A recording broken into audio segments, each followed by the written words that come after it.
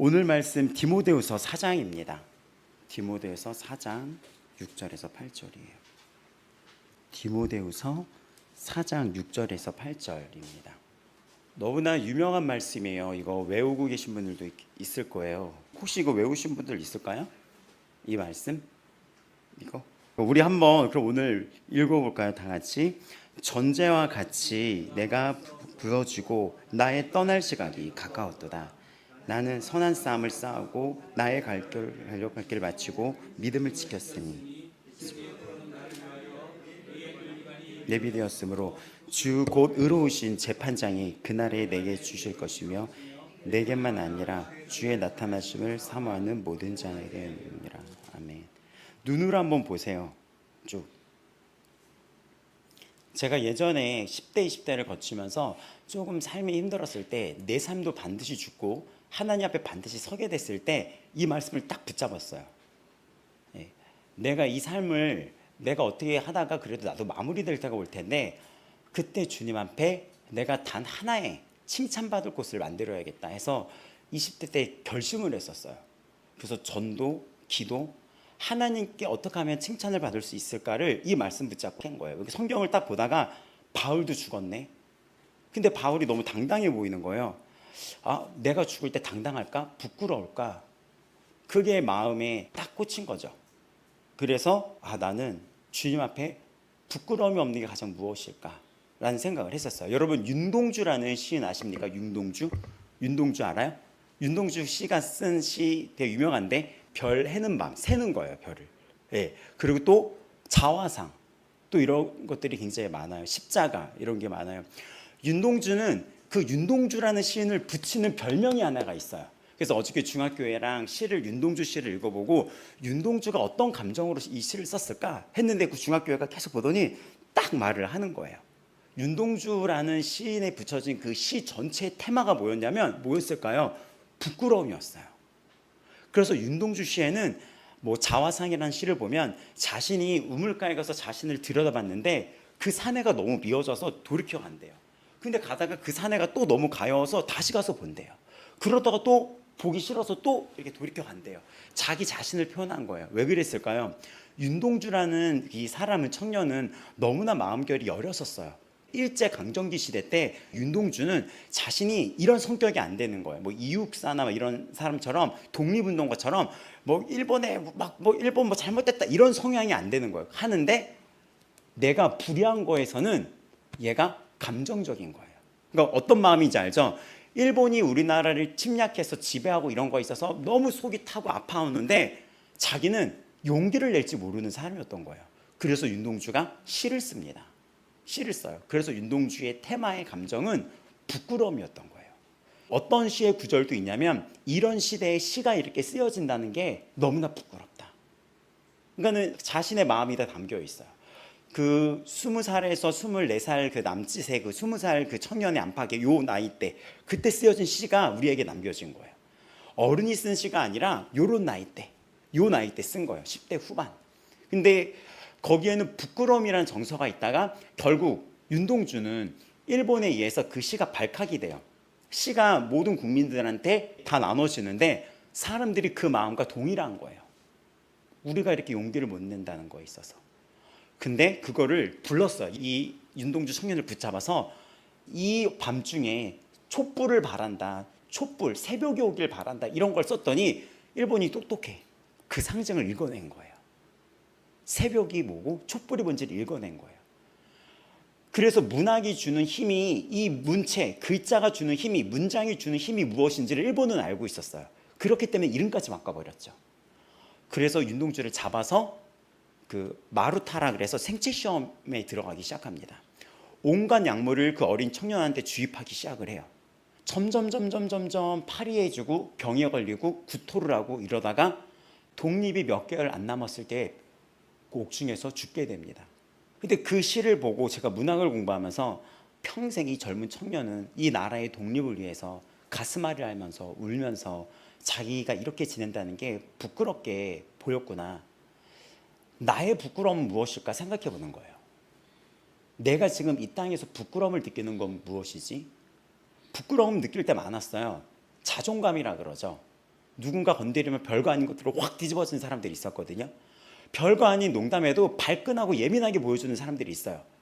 근데 그 문제는 이 농담의 문제가 아니라 회복 탄력성이라는 멘탈의 문제인데, 어렸을 때 과거의 상처나 과거의 상처가 있어서 이거를 극복을 못하면 그거랑 비슷한 거를 툭 건드리면 발끈하는 거예요.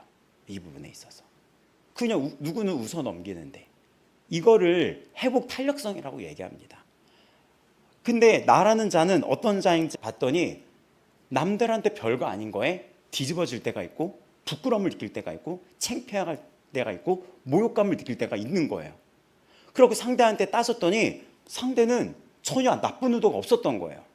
그래서 천천히 성인이 되면서 알게 된 게, 내가 부끄러워하는 것은 나의 자존심, 과거의 나에 단련된 거. 그거가 첫 번째가 뭐였냐면 사람들을 웃는 거였어요.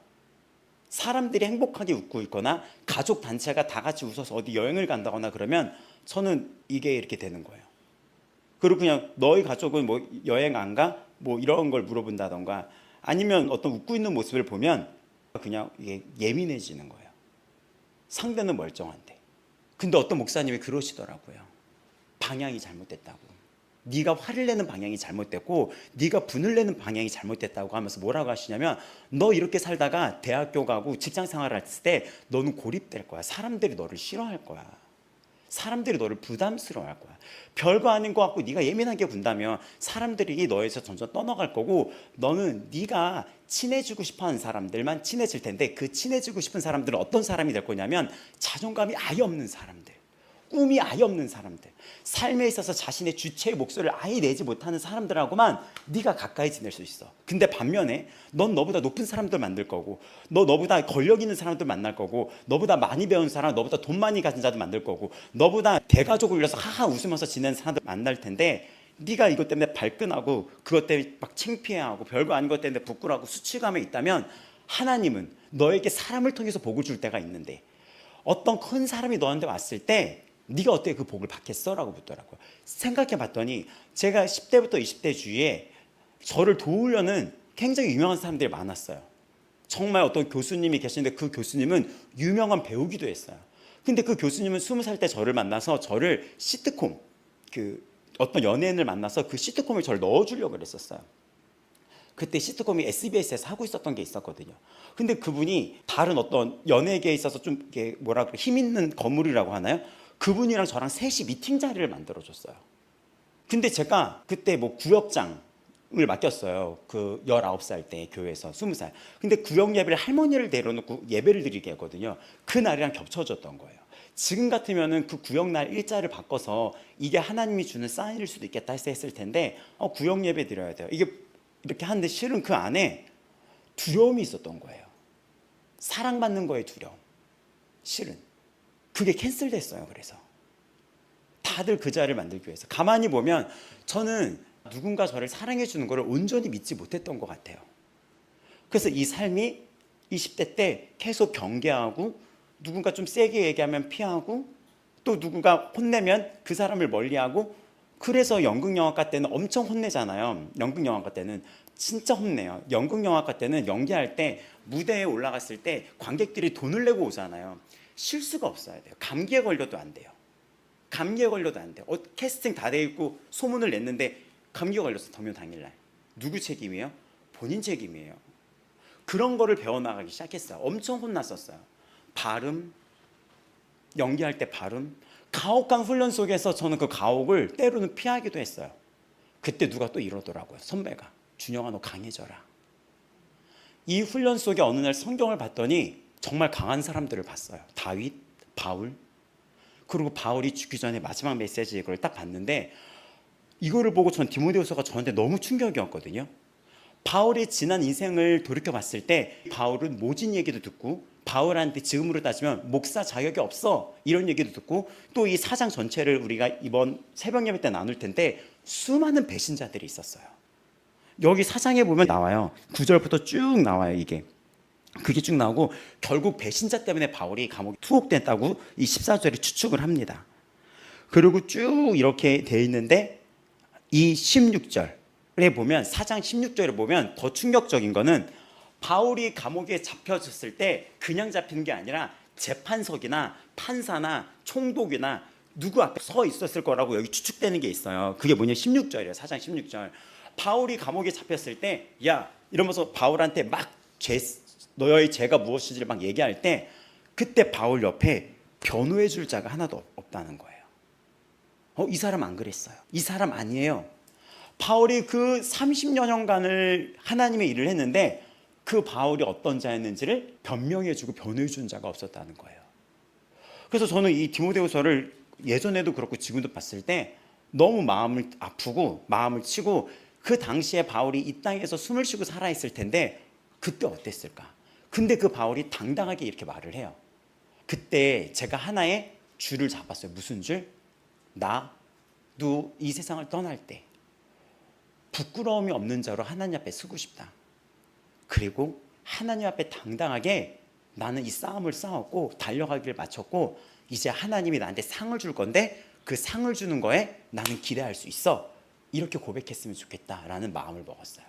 그래서 힘들 때마다 다시 이 말씀을 붙잡아요. 나는 지금 내가 한 행동에 부끄러움이 없나? 죄를 지고 그렇게 됐으면 다시 회개를 해요. 부끄러움을 없게 해주셔서. 수많은 사람들이 이 세상을 떠났고 다 했는데 그들의 부끄러움의 그 유형은 다 달랐어요. 어떤 유명한 시인은 이 시대의 독립운동을 못해서, 그 용기 내지를 못해서 그거를 평생의 부끄러움, 그것도 너무나 귀하죠. 한 나라를 그만큼 뜨겁게 사랑했고, 윤동주 시인은 잘 알려졌다시피 크리스찬이었습니다. 그래서 그 시의 대부분을 보면 십자가를 보면서 시를 쓴 것도 있어요. 너무 이 청년이 마음이 힘들고 너무 부끄럽고, 그런 기독교인으로서의 그 신앙시가 되게 많아요. 그것 때문에도 붙잡혀 왔어. 그것 때문에도. 하나님 앞에 내가 용기를 못 낸다는 거에 얼마나 그 청년이 기도를 많이 했을까요?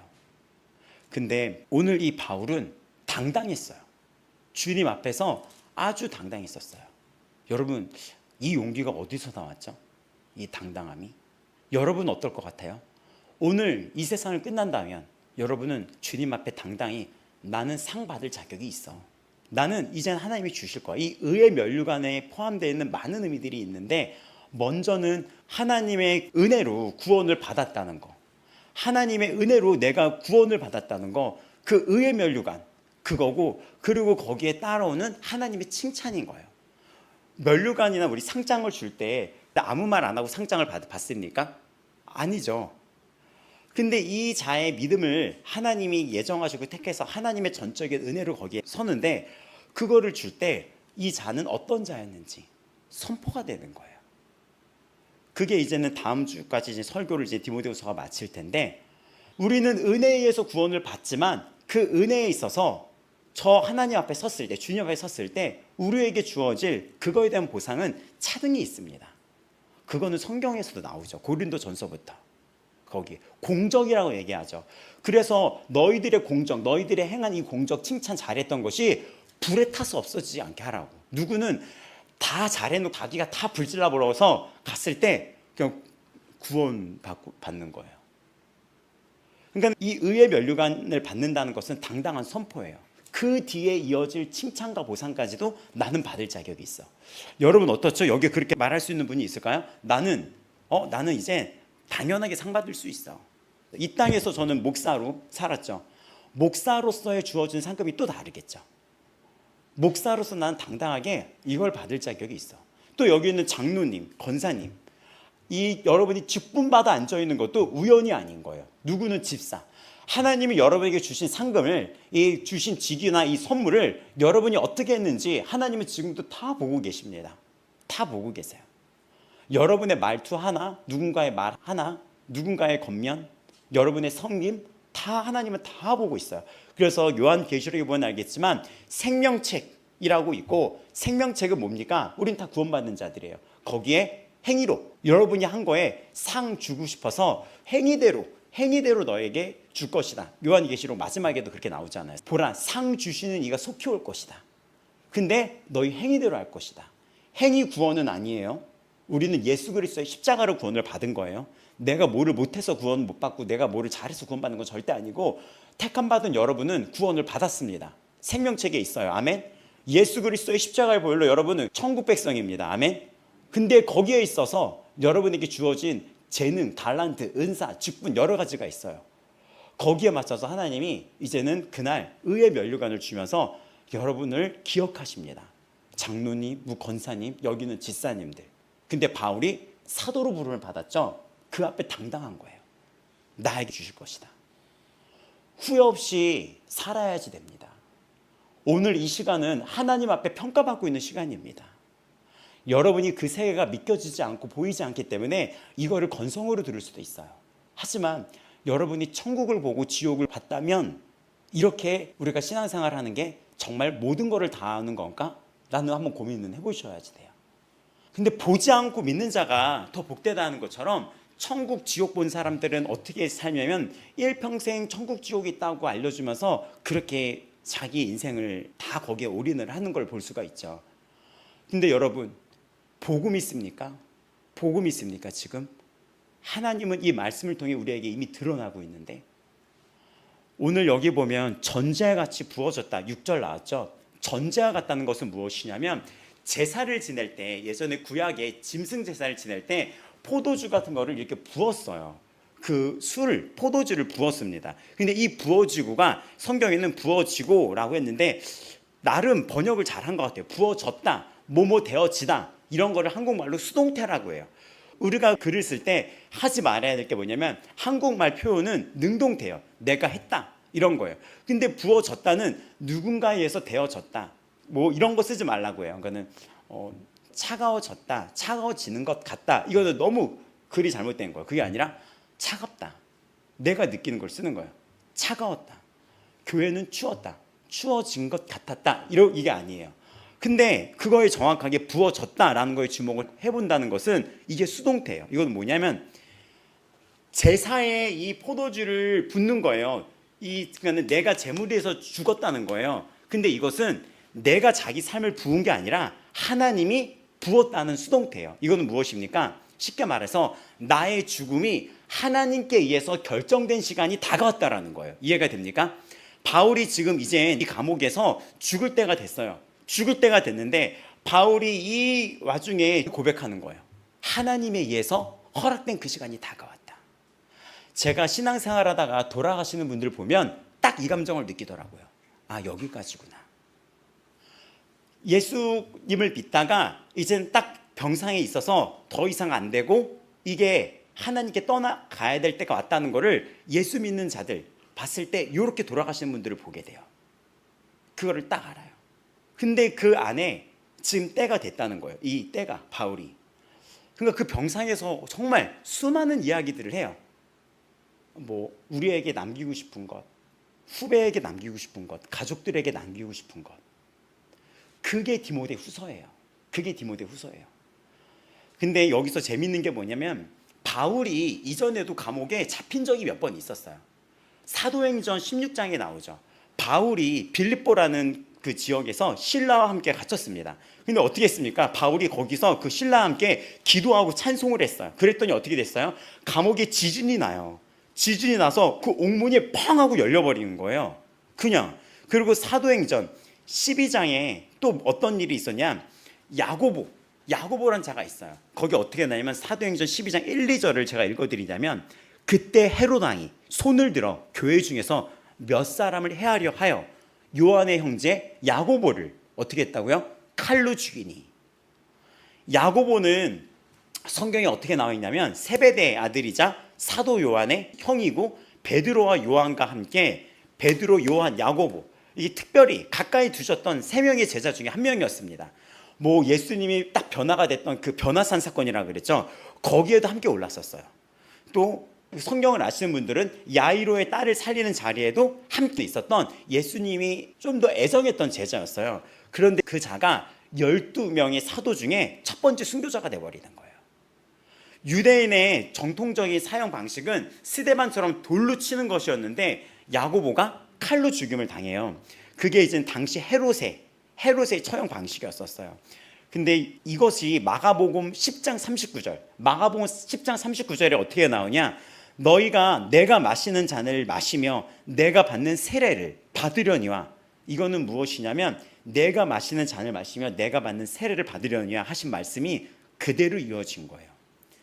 야고보가 죽고 나서 베드로라는 제자도 옥에 갇혀요. 교회는 베드로를 위해서 막 간절히 기도를 합니다. 그때 어떻게 합니까? 천사가 나타나서 쇠사슬을 풀고 옥문을 저절로 열어서 그를 구출해요. 그럼 이거죠. 같은 박해, 그 당시에 같은 박해, 야고보도 붙잡혔고 베드로도 붙잡혔는데 예수님이 가장 가까이 두셨던 제자 중 하나였던 야고보는 죽었죠. 베드로는 살았어요. 기도가 부족한 게 아니에요. 기도가 부족한 게 아니에요. 누구를 데려가시고 누구를 남겨두실지는 전적인 누구의 주권? 하나님의 주권인 거예요. 이 땅에 보내진 것도 우리 각자에게 정해주신 때도 하나님의 뜻입니다. 그래서 여러분 알아야 돼요. 일상생활 속에서 여러분이 숨쉬고 눈을 뜨고 이렇게 살아가는 이 모든 순간이 우연이 아니고 당연한 게 아니고 지금 하나님의 주권 속에 있는 시간을 보내고 있다는 것입니다. 그래서 성경은 뭐라고 얘기합니까? 세월을 아끼라라고 얘기하는 거예요. 왜냐하면 당신의 삶이 정산이 되듯이 그 앞에 다 설 날이 온다는 것입니다. 바울처럼 지금 이 부어지는 것이 하나님의 뜻이다. 내가 죽음이 하나님의 뜻이라면 부어지지 않고 전제처럼 부어지지 않고 지금 이 땅에 여러분이 아직 남아있는 것도 우리에게 주어진 시간도 하나님의 뜻이에요. 그 시간 동안 하나님은 우리를 통해 무언가를 기대하시겠죠. 여러분 코로나 때도 교회 다니는 분들도 돌아가신 분들 많아요. 저 아는 목사님들도 코로나로 돌아가셨어요. 나이 드신 분들.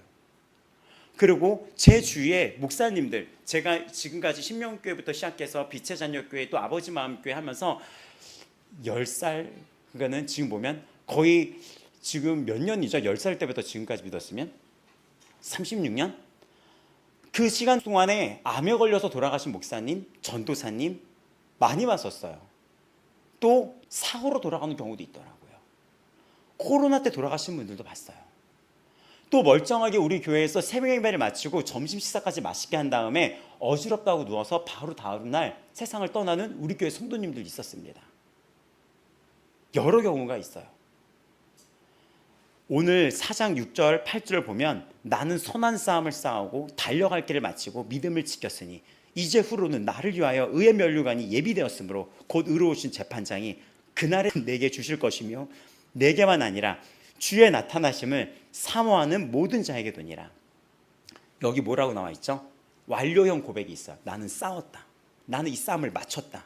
그리고 지켰다. 죽음이 임박해 있는데 여기에는 두려움이 없어요. 싸웠다. 나는 마쳤다. 내 할 일을 마쳤다. 믿음을 지켰다. 얼마 전에 우리 대학교에 교수님이 은퇴식이 있어서 갔어요. 그 교수님이 정말 어려웠던 교수님이었어요. 그 교수님이. 근데 그 교수님도 아이들을 가르칠 때 목표가 있었겠죠. 목표가. 아직도 그 수업 시작하면 그 교수님 이거 설교 들으시려나? 제가 목사가 돼서 궁금해하시던데. 교수님 사랑해요. 그 교수님이 수업을 어떻게 했냐면 매번 수업 때마다 질문을 준비해 오라는 거예요. 그러니까 예를 들어서 우리가 뭐 한국 문학사를 공부하면 그 두꺼운 책이 있어요. 그 챕터 1을 읽어보고 질문을 갖고 오라는 거예요. 근데 난 그게 이해가 안 되는 거예요. 한국 문학사의 역사를 보는데 한국이 이렇게 해서 문학의 계보를 이어나갔다 딱 했는데 자기가 그렇다는데 그렇다는 거 무슨 말인지 이해돼요? 한국은 누구 시인에 있어서 첫 번째 얻어 이런 문을 열었고 누구에서 현대문학의 출발을 열렸고 이렇게 됐었다. 그 당시에 시인은 이런 사람들이었다. 이 사람은 그 당시 한국 사회에 이런 공헌을 했다. 뭐 예를 들면 윤동주는 한국 사회의 아픔을 젊은 나이에 끊임없이 투쟁했던 시인이었다. 이런 게 있어요. 근데 질문을 가져오래요. 그 질문의 수준에 따라서 성적을 주시는 거예요. 그거를 4년 내내. 대학원 갔더니 대학원은 더 심해. 질문을 프린트를 몇 페이지로 갖고 오래. 질문을. 저의 질문은 이렇습니다. 이러면서 써오라는 거예요. 그거를 좋아하는 분들도 있어요. 막 이렇게 치열하게 학문적으로 부딪히고. 저는 창작자였기 때문에 제가 상상하고 이런 거는 하지만 이론적으로 부딪히는 거 하면 하겠지만 힘들게 했죠. 근데 그 교수님의 목표가 뭐였냐면 유종지미. 유종지미. 여러분 끝을 아름답게 맺으라는 거예요. 유종의 미 이런 거 들어봤죠? 그분은 자신의 삶을 살면서 항상 그 마무리가 아름다웠으면 좋겠다 하면서 이 학생들한테 얘기를 했었던 거예요. 너의 이 배움의 자리가 후회 없기를 바란다.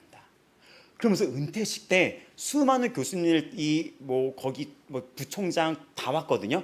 거기에 그분이 말씀을 딱 띄우는 거예요. 성경 말씀을. 저는 교회를 다닙니다.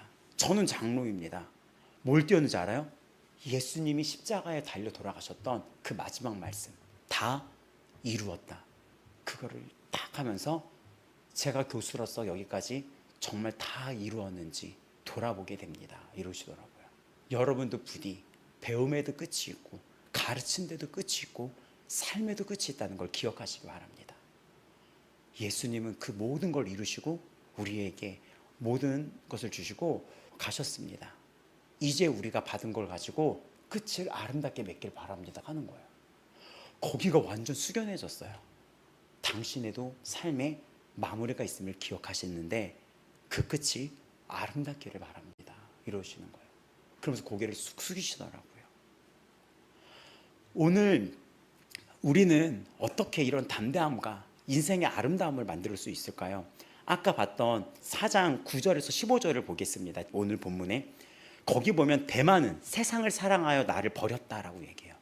표현이 아주 이제 적나라해요. 나를 버렸다. 난 버림받았어. 데살로니가로 갔어. 그리고 다른 자들은 다 사역 중이에요.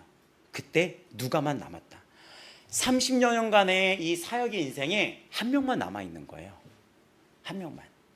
바울은 자신의 처지를 숨기지 않았고 그랬을 때 대만은 세상을 향하여 나갔고 그리스게와 디도는 각자의 길을 갔고 누가만 옆에 남아있습니다. 이것은 어떤 신학 논문이 아니라 뭐죠? 한 사람의 실제로 외롭고 궁핍한 그 상황을 그대로 바울이 적은 거예요. 나는 선한 싸움을 싸우고 마쳤다. 그 차디찬 지하 감옥이거든요. 여기는 차디차고 쥐가 나오고 먹을 게 없고 벌레가 있고 차디찬 그냥 바닥에 누워서 덮을 것도 없고 그냥 길바닥 같은 데 누워서 자는 것도 힘들 텐데 차디찬 지하 습기 감옥에 누워 있는 거예요. 근데 아무도 없는 거예요. 근데 4장 16절 18절을 보면 내가 처음 변명할 때 이 잡혔을 때 나와 함께한 자가 하나도 없었대요. 다 나를 버렸대요. 근데 여기서 뭐라고 얘기합니까? 그들에게 허물을 돌리지 않기를 원하노라. 아, 참 이분 마음이 아프죠. 만약에 이거죠. 제가 만약에 무슨 어떤 탄압의 시대가 와서 성경은 그런 시대가 다가온다고 하니까 코로나 때도 그런 걸 봤었잖아요. 집합 금지, 예배 금지. 근데 줌이란 게 있어서 또 줌 예배 여러 가지가 있었잖아요. 근데 제가 잡혔어. 너 그렇게 하지 말라니까. 종교 통합이라니까. 미국은 그렇게 하고 있죠. 예수님의 이름으로 기도합니다. 하지 말라고 하거든요. 이미 시작이 됐어요. 마지막 때는 예수님 오실 때부터 마지막 때인데 그 입구가 점점 가까우고 있어요. 무화과 나뭇잎이 연하여지고 싹을 맺는 거 보면 그때를 알라는 것처럼 미국은 종교 통합이에요. 이미 국회에서 바꿨어요. 그러니까 왜 그렇게 됐죠? 마지막 때니까 그렇게 되는 거예요. 근데 그렇게 하다가 제가 벌금을 물고 잡혀요. 근데 만약 우리 교회가 그러지 않겠지만 다 도망갔어. 상상을 해보세요. 만약에 장로님이 붙잡혔어. 너 예수 믿고 교회 장로였지? 오직 예수라고 생각해? 그러기 장로님이 오직 예수 맞습니다. 이렇게 저는 하나님이 어렸을 때부터 저를 지켜주셨어요. 폴리크 같은 거야. 제가 밤길을 걸어도 하나님이 있기 때문에 두렵지 않습니다. 지금도 두렵지 않습니다. 너 안 되겠구나 이렇게 하는데 근데 이제는 저분은 죄가 없어요 이렇게 해야 되는데 권사님은 그러지 않겠지만 연락이 안 돼. 두절됐고 막 예시를 드리는 거예요. 근데 장로님이 저 사람을 탓하지 않겠노라 이렇게 얘기하는 거예요 지금. 그러니까 이게 바울의 상황을 여러분이 인지하고 인식하게 하기 위해서 그 당시에 변명자가 아무도 없었다는 거예요. 누구처럼? 예수님처럼. 우리 모두 그런 입장이 될 수가 있어요. 물론 가족들은 끝까지 있겠지만 여러분이 따로 떨어져 살았을 때 코로나처럼 저 멀리 있다가 뭐 이렇게 무슨 일이 있다거나 했을 때 예상치 못하는 환란이 우리에게 다가올 수도 있는 거예요. 그랬을 때 바울이 탓하지 않겠다. 근데 여기서 뭐라고 합니까? 주께서 내 곁에 서 있었다. 그래서 저는 이거를 상상을 해봐요. 영화로 따지면 바울이 마지막 감옥으로 갈 때 딱 신문을 봤는데 아무도 없고 초라하고 이제 내가 죽는다고 했을 때 예수님이 거기에 보이지 않았을까라는 생각도 들어요. 예수님이 거기서는 성경에는 안 나와요. 예수님이 거기 딱 보이면서 웃으면서 바울아 이제 때가 됐다. 수고했다. 잘 견뎌라. 나와 함께 가자. 그 모습을 보지 않았을까. 바울은 되게 영적이었잖아요. 영이 열렸기도 했고 천국도 갔다 왔었잖아요. 그래서 그러지 않았을까. 왜냐하면 주께서 내 곁에 서서 나에게 힘을 주셨다는 거예요. 설령 보이지 않았다 하더라도 그거에 대한 믿음이 흔들리지 않은 거예요. 이곳에도 주님이 계시구나. 그리고 선포된 말씀이 온전히 전파되어 모든 이방인이 듣게 하려 하심이니.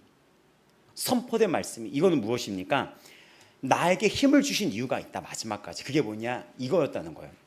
말씀이 온전히 전파되어서 모든 이방인, 이거는 무슨 뜻입니까? 예수님을 안 믿는 모든 자들에게 이 복음을 전달하기 위해서 내가 사자의 입에서 건짐을 받았느니라. 주께서 나를 모든 악한 일에서 건져내시고 또 그의 천국에 들어가시도록 구원하시리니 그에게 영광이 세세무궁토록 있을지어다. 바울은 지금 이 땅에서 나를 건져주셨다고 고백하는 게 아니라 그러니까 이 지금의 위험을 얘기하는 게 아니라 영원히 나를 건져주셔서 사망 권세에서 건져주셔서 천국을 가게 해주셨다. 주님이 주께 영광을 올려드린다라고 고백을 하는 거예요.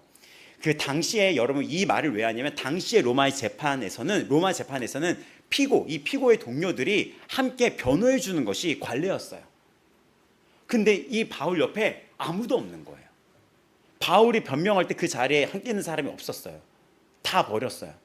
근데 그들에게 허물을 돌리지 않고 원망이 아니라 용서를 하게 됩니다. 그 답이 주께서 내 곁에 섰다. 사람은 떠났지만 바울은 혼자가 아니었습니다. 다 버렸으나 주는 내 곁에 서 계신다.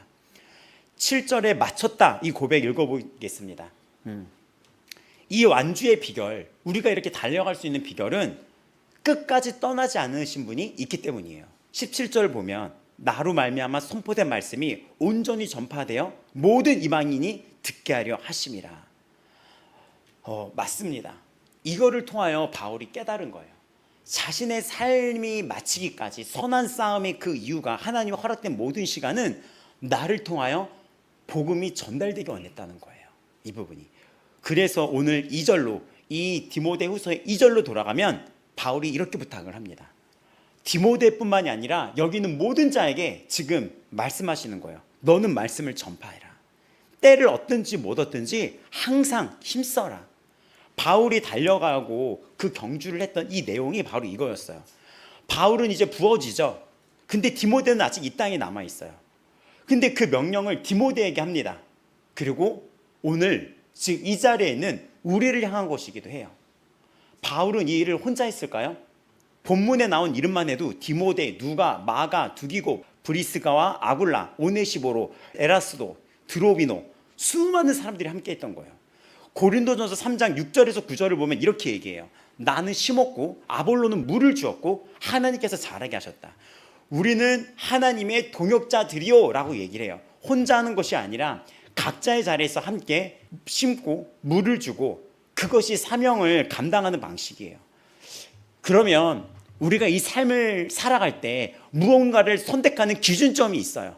그 기준점이 무엇입니까? 예수님이 이 땅에 오신 이유를 이렇게 말씀하시거든요. 인자가 온 것은 잃어버린 자를 찾아서 구원하려 함이니라. 누가복음 19장 10절이에요. 우리 아버지 마음교회 간판도 달기 전에 개척할 때 이 말씀을 제가 딱 받았어요.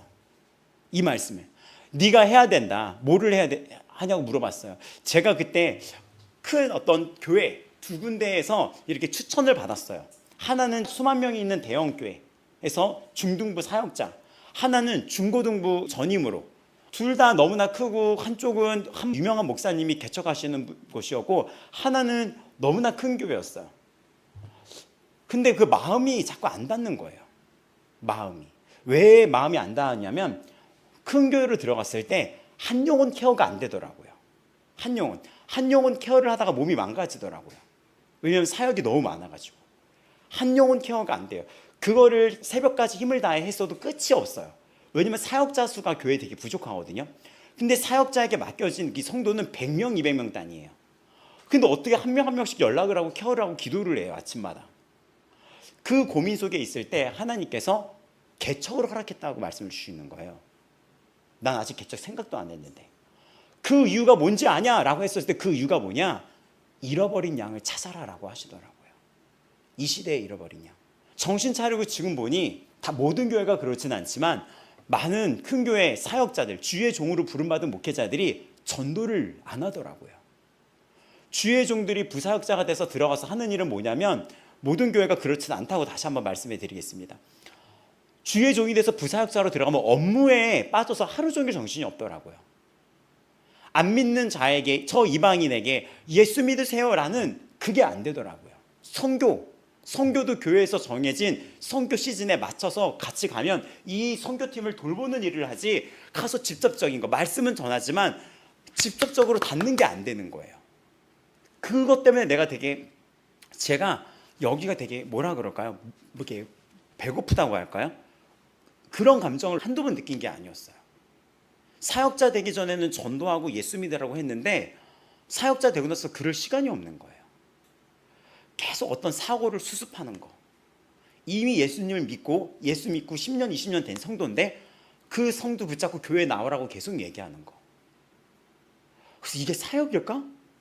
저 사람은 교회 20, 30년 다녔는데 이런 것들.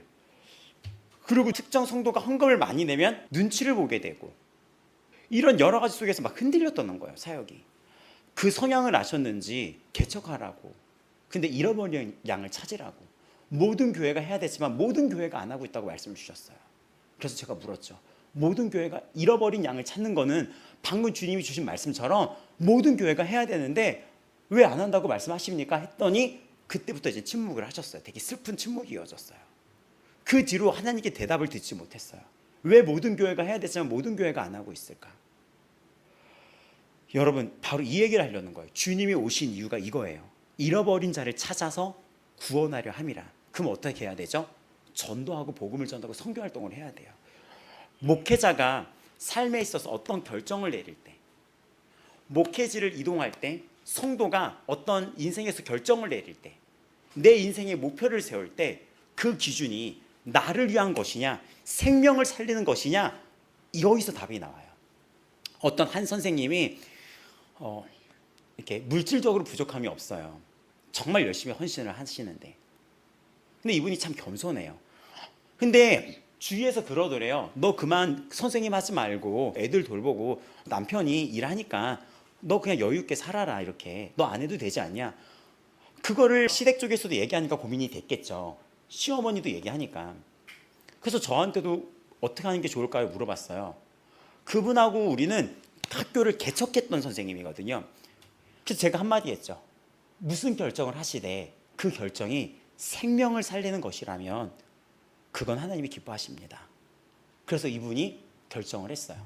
내가 아직 이 학교에 머문 동안 교회랑 연결해서 학교에 복음을 전할 수 있는 기회가 나에게 주어졌다면 내가 선생님이 된 이유가 은퇴까지 이것이 아닐까? 그래서 선생님을 계속하기로 마음을 먹어버린 거예요. 어떤 거를 선택하는 기준이 생명을 살리는 것인가가 기준이 돼야 되고, 두 번째는 교회와 연합하여 하는지 아니면 혼자 하려 하는지도 또 하나의 기준이 돼요. 이게 에베소서 4장 15절 16절에서 나와요. 그는 머리니 곧 그리스도라. 그에게서 온몸이 각 마디를 통하여 도움을 받고 연결되고 결합되어 각 지체의 분량대로 역사하여 그 몸을 자라게 하며 사랑 안에서 스스로 세우느니라. 그는 머리니 그리스도라. 결합되고 분량대로 역사하여 그 몸을 자라게 한다. 우리가 연합하여 생명을 살리는 이유가 그 일을 통해 이 몸의 머리가 되시는 예수님께 영광을 돌리기 위함입니다. 그래서 에베소 3장 21절은 교회 안에서와 그리스도 예수 안에서 영광이 대대로 영원 무궁하기를 원하노라. 교회 안에서 그리스도 예수 안에서 영광이 되도록 영원 무궁하기를 원하노라. 교회의 사명인 거예요, 이게.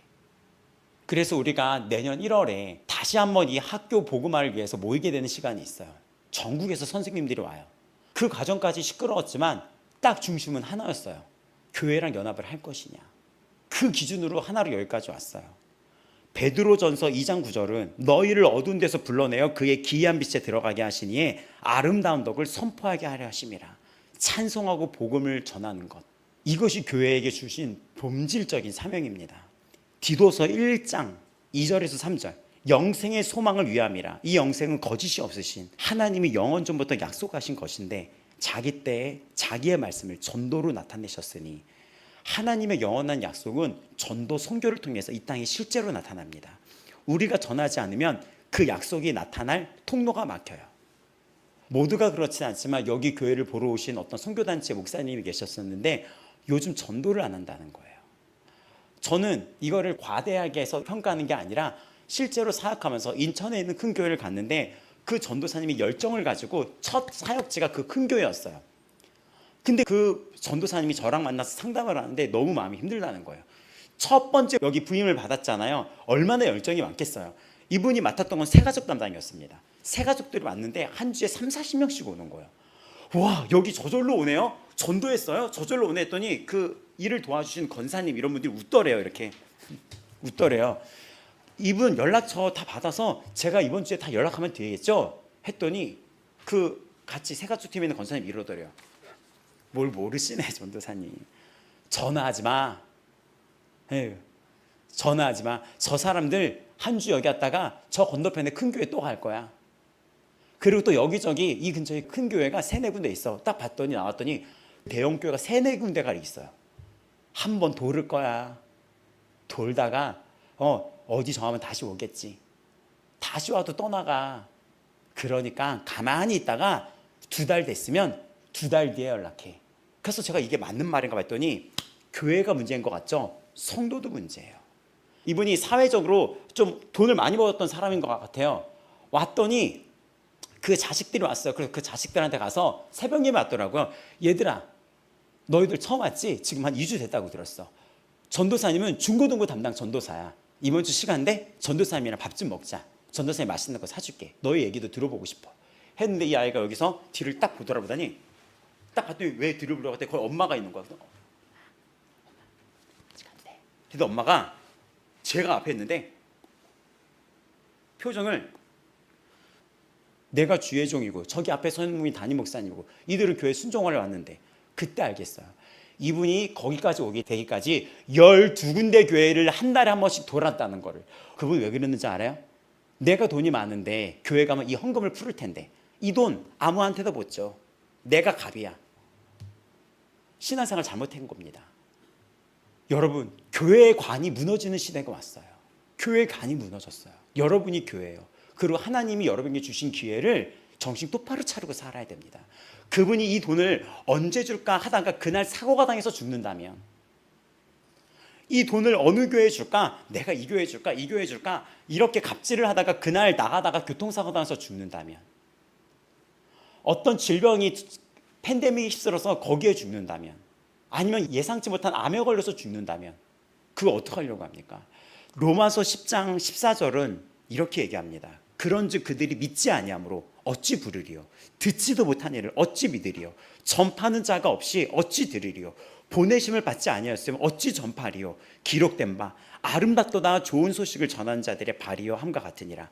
부름은 믿음에서, 믿음은 들음에서, 들음은 전파에서 나옵니다. 전하는 사람이 없으면 그 사슬은 첫꼬리에서부터 끊어지는 거예요. 근데 지금 전 세계가 어떡하죠? 사단이 전하지 못하게 하죠. 예수 그리스도 이름으로 기도합니다를 못하게 하죠. 잘못된 교육으로 들어가서 이 학생들의 가치관을 무너뜨리죠. 성경은 전하는 자의 발이 아름답다고 얘기하는 거예요. 교회의 아름다움은 전하는 것입니다. 생명을 살리는 거예요. 여러분의 삶을 후회없게 살려면은 여러분이 교회고 연합하고 그 모든 걸 통해서 그리스도께 영광을 돌리게 하는 것입니다. 우리가 알아야 할 사실을 베드로서 3장 11절 12절은 이렇게 얘기합니다. 이 모든 것이 이렇게 풀어지리니 너희가 어떠한 사람이 되어야 마땅하냐? 거룩한 행실과 경건함으로 그날에 하늘이 불에 타서 풀어지고 체질이 뜨거운 불에 녹아지려니와 우리는 이 세상이 어떻게 끝날 것을 알고 있어요. 다 불타버릴 거라는 거예요. 알면서도 외치지 않는다면 그 책임은 우리에게, 당신에게, 저에게 있습니다. 우리는 답을 알고 있어요. 외쳐야 할 책임이 우리에게 있어요. 목회자는 여기에 중심을 두어야 합니다. 무엇보다 먼저 복음으로 부르심을 받은 전도자가 목회자예요. 그리고 이것은 목회자의 일뿐만이 아니라 여기 있는 모든 각자의 자리에서 심고 물주는 하나님의 동역자입니다. 마지막으로 이 디모데후서는 4장 19절에서 22절까지 보면 편지의 끝은 아굴라, 브리스가 그리고 오네시보로, 병든 드로비노 이런 인사가 남겨져 있어요. 죽음을 앞둔 사람의 편지가 이 마지막 인사가 어떻죠? 동역자들을 얘기를 하죠. 교회는 동역자고 우리가 이 땅에 남아있는 이유, 후회 없이 사는 이유는 여러분이 생명을 살리는 이유를 하고 있냐, 생명을 살리고 있냐, 거기에 답이 있어요. 다시 정리해드린다면 모든 전제에 부어지는 생명은 하나님이 주관하고 있습니다. 근데 여러분 우리 다 지금 눈뜨고 살아있죠. 그 자에게 소망하는 게 있어요. 각자 모두에게. 그리고 교회를 불렀어요. 동역하게 했어요. 오늘도 우리에게 이 하루라는 시간을 주어졌습니다. 그리고 여기 있는 모든 이들에게 주님은 원하고 있어요. 생명을 살리라고. 그 여기를 보러 오셨던 그 목사님이 큰 교회들이 이런 목회를 안 한다라고 얘기를 해주시더라고요. 목회를 하죠. 근데 진짜 본질적인 거. 교회가 돈이 엄청 많다고 어떤 목회자님이 우리가 몇백억을 돌파했습니다. 그렇게 말했던 목사님을 듣게 됐어요. 근데 그 가족이 세 가족실에 수평 이동된 성도들만 30명이 몰려와서 그 다음 주에 여기로 가고 그 다음 주에 다른 교회에서 여기로 온다면 그것이 교회의 자랑입니까? 그 수백억이 10만 원만 있어도 우리가 만나는 100명의 아이들을 만날 수 있는데 그것만 있어도 수백억이면 찬양단을 불러서 전체 챗불로 들어갈 수 있는데 여러분이 알려진 찬양단 부르는 게 수백만 원이에요. 근데 그거를 받는 게 잘못됐다는 거 아니에요. 우리나라 요즘 찬양단은 철저히 준비해요. 열 몇 명이 오는 거예요. 열 몇 명이. 뭐 많게는 막 열 몇 명, 20명 이렇게. 그 자들이 다 와서 이 모든 예배 끝날 때까지 집회를 다 맡아서 찬양을 해주는 거예요. 원하는 대로. 근데 무슨 얘기입니까? 그 수백억이 교회의 재산으로 자랑한다? 저는 그 누구를 통해서 어떤 목사님이 그 얘기를 했다고 들었어요. 그 교회가 모여둔 돈은 있을 수 있어요. 다음 계획을 위해서. 하지만 수백억은 아니죠. 이런 게. 여러분 마지막 때이고 여러분 아직 살아있고 우리에게 주어진 이 시간 여러분도 전제처럼 부어질 순간은 반드시 옵니다. 누구는 목사로, 누구는 장로, 권사, 누구는 집사, 누구는 성도로 우리 모두 주 앞에 성도로 하나님 나라의 자녀로 백성으로 불렀어요. 우리에게 보내준 것도 주님의 계획이고 우리가 이 땅에서 떠날 것도 주님의 계획이라면 부르심의 소망이 무엇인지를 여러분이 물어보셔야 됩니다. 기도 제목을 제출할 때도 그런 것들에 대한 고민이 필요해요. 지혜가 있기를 바랍니다. 이 설교는 우리가 지난 5년 동안 여러 차례 했어요. 우리도 이렇게 보다가 헤어진다. 근데 진짜 그런 일이 있다는 것을 우리 교회에서 2번이나 보여줬어요. 한 청년은 여기서 전도사님한테 찬양을 배워서 크리스마스 때 노래도 불렀었던 청년 알죠? 이렇게 등치 좋았던 청년. 갑자기 쓰러지고 일주일 있다가 돌아가셨잖아요. 아직도 그 청년이 되게 보고 싶어요. 저 목사 임직 받았을 때 그 문자가 아직도 있거든요. 안 지우고. 또 여기 있는 성도님은 새벽 예배 마치고 친구들을 만나고 그 전주까지 교회에서 청소하고 비가 오나 눈이 오나 혼자 청소할 때도 있었어요. 그리고 이분이 하늘나라로 갔어요. 정말 충격 아니었어요. 그날 아침에 소천하셨습니다. 그 문자가. 황당하지 않았어요? 여러분 지혜가 있는 자는 들을 귀가 있는 자들입니다. 여러분의 삶도 다를 게 없어요. 후회 없는 삶을 살아가시기 바라요. 부끄럽지 않은 삶을 살아가시기 바라요. 죄가 있다면 무릎 꿇고 죄에서 돌이키길 바라요. 하나님이 아니란 것은 아니에요. 물론 여러분이 초신자라면 하나님은 왜 이거 하지 못하겠어요? 말할 수 있지만 여기 그럴 수 있는 사람은 없어요. 새 가족은 이제 배워나가겠지만 여기 있는 분들은 무엇이 죄고 하나님이 진리인지를 알고 있어요. 거기에 토다는 거 하지 마세요. 아닌 건 아닌 거고 긴 건 긴 거예요. 맞다는 건 맞다는 것입니다. 시간이 다 흘러서 이게 아니란 걸 뒤늦게 깨달아서 하나님의 일을 더 이상 하고 싶어도 못할 때가 있어요. 이 마지막 얘기를 할 텐데 어떤 선교사님이 있어요. 그 선교사님이 전화가 왔어요. 목요일 날 딱 전화 오더니 저녁 일정 뭐 하세요? 이러는 거예요. 저녁 일정 우리가 무슨 계좌 만든 거 이거 작업하고 있다. 우리가 단체 하나 만들었다. 하더니 저녁에 뭐 딴 건 없어요? 그러니까 이거 한 2시간 걸린다 했더니 그때가 4시 반이었으니까 갑자기 이분이 이러는 거예요. 제가 찜닭 만들어 드릴까요? 이러는 거예요. 이분이 형편이 좋은 선교사님이 아니에요. 목사님 2분이랑 권사님 계시냐는 거예요.